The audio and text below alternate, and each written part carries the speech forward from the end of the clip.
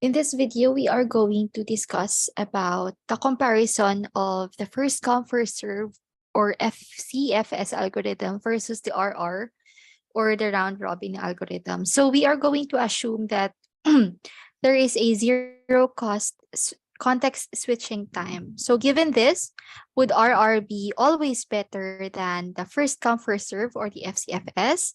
So let us have the example. Assuming we have n equals 10 jobs or 10 processes, and each na process will have a 100 na CPU time, 100 seconds of CPU time or burst time.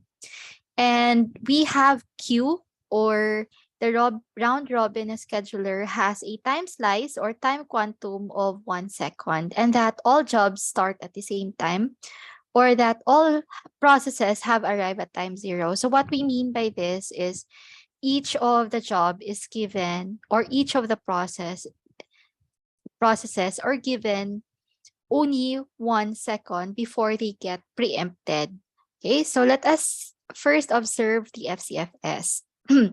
In the FCFS, so since this is served in the order of arrival, P1 gets to execute first. And since in FCFS, it is non-preemptive, so the P1 will not get interrupted at all. So it will complete its execution before another gets a turn into the CPU. So P1 has already been completed at 100 seconds, then P2, then P3, P4, P5, until P10.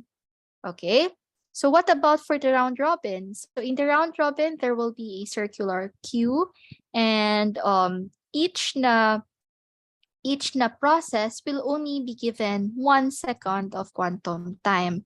So in this case, the P1 will execute for 1 second, P2 for 1 second, until P10.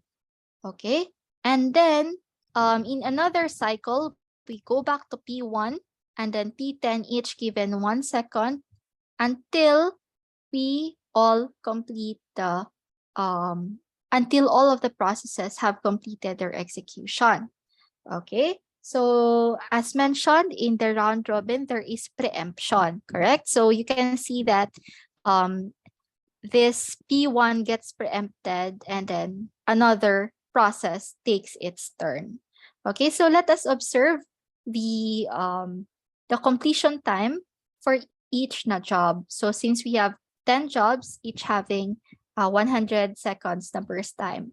Okay, and then in the FCFS, we can see that at the 100 time na period or 100 na millisecond, let's say, it is already done with its execution. But for the round robin or the RR na scheduling, this job 1 got to complete its execution at the 991st na time period. And same with the job 2. Job 2 already completed its execution at this point. But for the round robin, it gets to complete its execution at this time period, 992. And then for the job 3, it's already complete by the 300. But then for the round robin, 993rd na time period. But both of the scheduling algorithms have completed at the same time. So we can see that 1000 the time period, both are already done with their execution.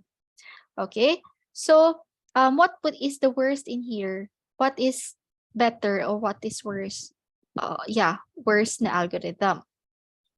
In this case, the average na turnaround time is much worse under the round robin because each na job gets to be preempted every now and then, and each job has to wait for 9 seconds before it can execute again.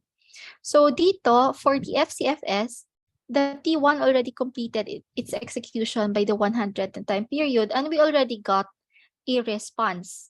But for here, for the round robin, all of the processes got their response time or their turnaround times pala on the last na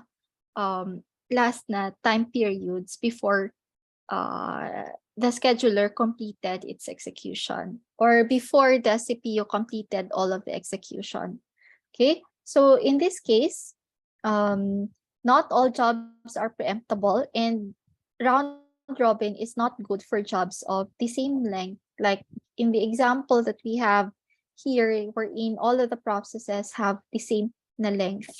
Okay, wherein each has 100 seconds the first time.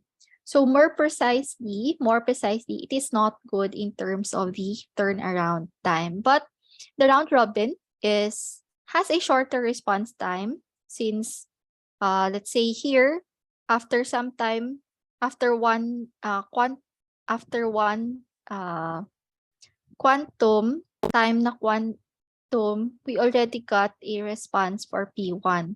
Okay, and there is also a fair sharing of CPU, since each na process are given the same time slice. Okay, again, it is not good for jobs of the same length.